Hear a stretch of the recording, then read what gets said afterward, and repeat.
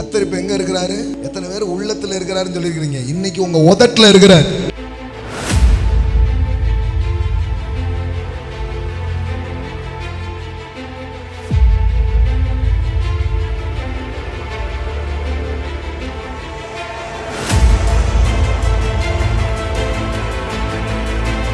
ஆதலால் நீ போ, நான் உன் வாயோடு இருந்து நீ பேச வேண்டியதை.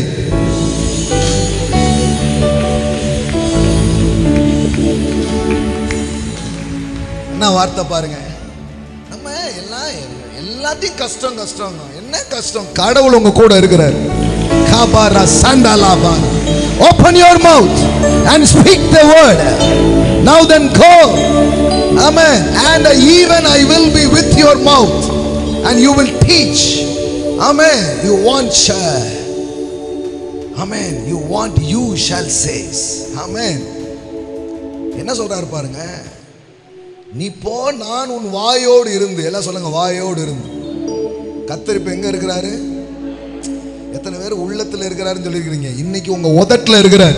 இந்த நாள் முதற்கொண்டு என் வாயை திறக்கும் போது, என் வாயை திறந்து நான் பேசும்போது, திறக்காத உள்ளங்கள் திறக்கப்படும், கேட்காத காதுகள் அதை கேட்கும்படியா ஒரு கிரேஸ் உங்க வாயில, ஒரு கிரேஸ் உங்க உதட்டுல, ஒரு grace. Hallelujah. That's a power. Amen. கடவுளுடைய பிரசன்னம், அவருடைய ஆளுகை உங்க வாழ்க்கையில எந்த பக்கத்துல வந்தாலும் அங்க வல்லமை உண்டாகும். ஆமென். அங்க ஒரு பவர் மூமெண்ட்ஸ், அங்க ஒரு வல்லமையான காரியங்கள் என்ன பண்ண ஆரம்பிக்கும்? நடக்க ஆரம்பிக்கும். ஆமென்.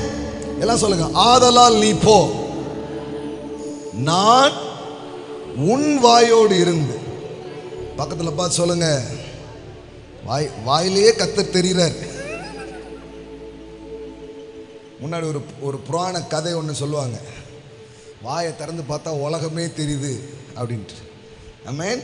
நான் சொல்றேன், இன்னைக்கு உங்க வாயை பார்க்கும்போது கர்த்தர் அந்த வாயோடு இருக்கிறார். ஆமென். ஆண்டவர் எப்படி பேசுறாரு பாருங்க. பேசுறதுக்கு பயப்படுறியா? கவலைப்படாத. நான் உன் வாயோடு இருந்து நீ பேச வேண்டியதை உனக்கு போதிப்பேன். இது வந்து காஸ்பலுக்காக மட்டும் நான் சொல்லலை, காஸ்பலுக்கு யூஸ் பண்ணிக்கோங்க. உங்களை ஒவ்வொரு இடத்துல கடவுள் வச்சிருக்கிறார் தானே. ஆமென். ஆமென். ஒரு வியாபாரியா, ஒரு சேல்ஸ்மேனா, ஒரு வக்கீலா, ஒரு டாக்டரா, ஒரு டீச்சரா, எங்க நீங்க இருந்தாலும், ஆமென், ஆமென், you are the mouthpiece of God.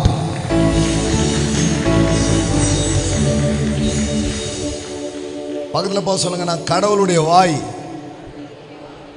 Amen. You are a mouthpiece of God. Amen.